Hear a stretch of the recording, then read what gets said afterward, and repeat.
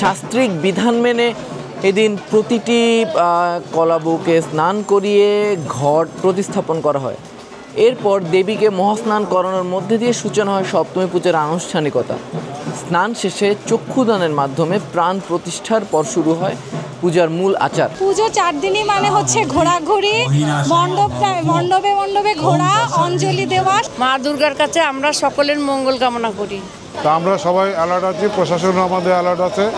আশা করি মা দুর্গা কৃপা এবার শান্তিপূর্ণভাবে আমাদের পুজোটা সমাপ্ত করতে হবে। পূজা ঘিরে তো প্ল্যানিং একটাই, যে সবাই মিলে মজা করব, মার কাছে প্রার্থনা করব যেন সবাই ভালো থাকে, দেশ ভালো থাকে, পরিবার ভালো থাকে। এটাই সনাতন ধর্মাবলম্বীরা বিশ্বাস করেন সপ্তমী তিথি থেকেই জাগ্রত হন দেবী দুর্গা এবং 10 হাতে দমন করেন পৃথিবীর সব অমঙ্গল এবং অশুভকে।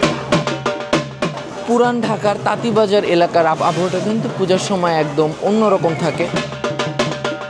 এই মার চক্ষুদান, প্রাণ প্রতিষ্ঠা, দর্পণ, স্নান, তারপর মার আহ্বান, এগুলো দিয়েই মার আজকের থেকে পূজা শুরু।